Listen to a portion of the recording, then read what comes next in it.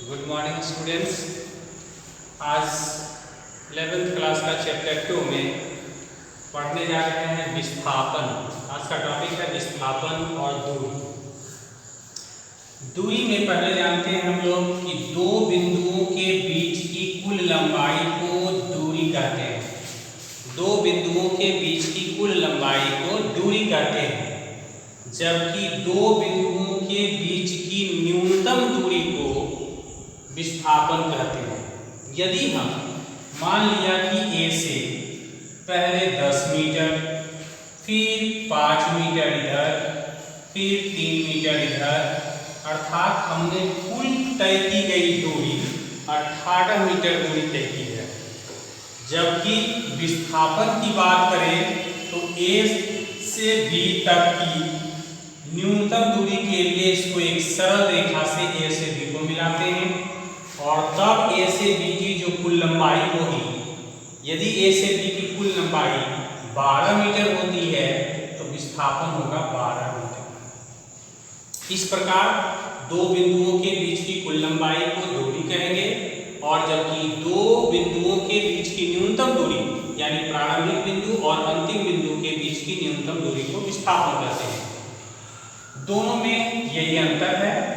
अंतर के लिए हम लोग क्या करेंगे, पहले डिफिनेशन बता देंगे, उसके बाद लिखेंगे कि दूरी एक अदिश राशि है, क्योंकि इसे व्यक्त करने के लिए सिर्फ परिमाण की आवश्यकता होती है, यानी इसका SI मात्रक मीटर होता है। जबकि विस्थापन एक सदिश राशि है, इसे व्यक्त करने के लिए मैग्नीट्यूड परिमाण के साथ साथ दिशा का भी होना जरूरी है, अतः यह एक सदिश राशि है।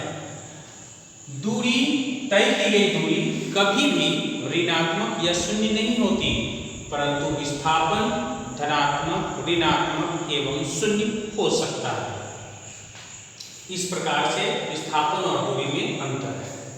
अब है चाल, स्पीड। एकांक समय में तय की गई दूरी को चाल कहते हैं। इकाई समय में तय की गई दूरी को चाल कहते हैं।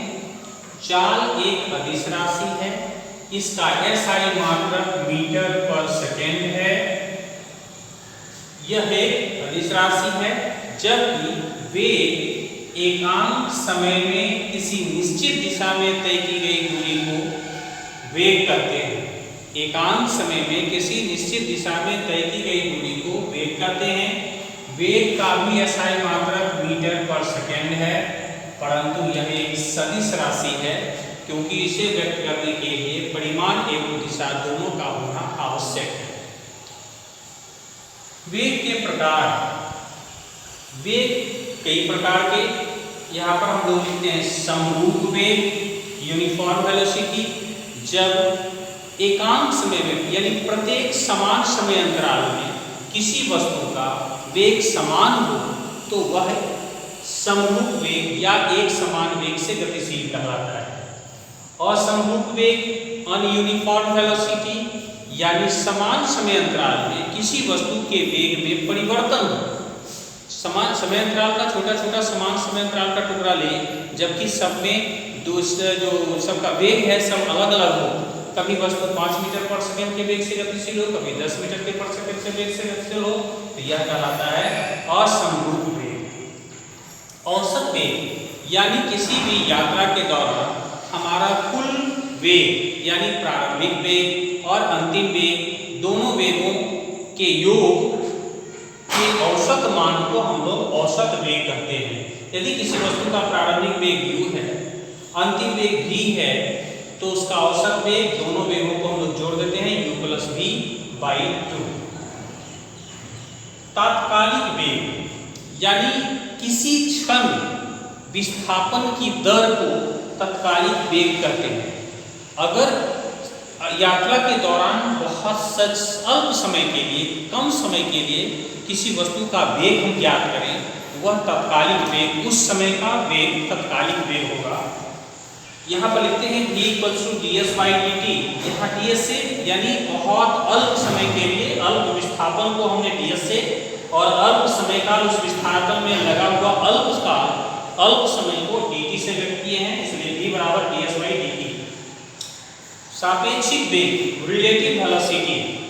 रिलेटिव वेलोसिटी में होता है कि जब हम किसी वस्तु के वेग का कैलकुलेशन, अनुमान या तुलना किसी अन्य वस्तु के वेग से करते हैं तब वह रिलेटिव वेलोसिटी कहलाता है। किसी की अपेक्षा हमारा वेग अधिक है या कम है, या किसी स्थिर वस्तु के अपेक्षा हम किसी वस्तु के वेग को कैलकुलेट करते हैं तो यह हम करते हैं सापेक्षिक वेग। अब आता है कोणीय वेग, एंगुलर वेलोसिटी। एंगुलर वेलोसिटी कोणीय वेग कहलाता है कि जब कोई वस्तु मान लिया कि किसी वृत्तीय पथ पर गतिशील है और वह वस्तु A से B तक जाने में 30 सेकंड का समय लेती है, तो कोई वस्तु एक बिंदु से दूसरे बिंदु तक जाने में वृत्तीय पथ पर केंद्र पर जितने डिग्री का कोण को बनाती है वह उसका कहलाता है कोणीय वेग।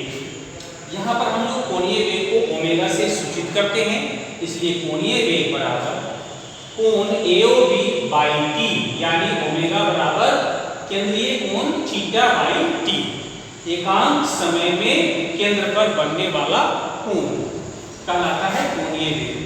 अब है कि जब किसी वस्तु को कोई सरल पथ पर गतिशील है और कोई वृत्तीय पथ पर गतिशील है, दोनों में रिलेशन संबंध स्थापित करें तो रिलेशन संबंध स्थापित करें relation between linear velocity and angular velocity. रेखीय वेग और कोणीय वेग में संबंध स्थापित करना हो तो रेखीय वेग की परिभाषा होती है कि एकांक समय में किसी सरल रेखा पर तय की गई दूरी या तय किया विस्थापन को हम लोग रेखीय वेग कहते हैं। रेखीय वेग को v से डिनोट करेंगे और उसमें लिखेंगे दूरी या विस्थापन बटे समय।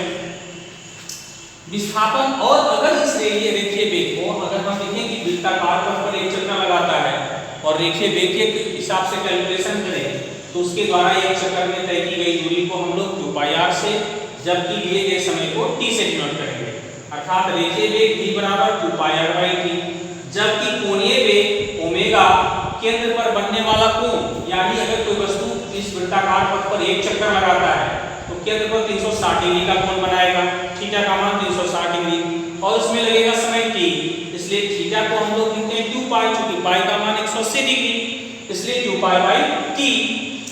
तो दोनों में जब हम संबंध स्थापित करेंगे तो v और ओमेगा को हम लोग एक दूसरे से डिवाइड करेंगे। v by omega equals to v का वैल्यू 2πr/t बाय ओमेगा का वैल्यू 2π/t, यहाँ t और t कैंसिल, 2πr/2π 2π कैंसिल, यानी होता है v equals to omega into r। यही है रेखीय वेग और कोणीय वेग में संबंध, अर्थात रेखीय वेग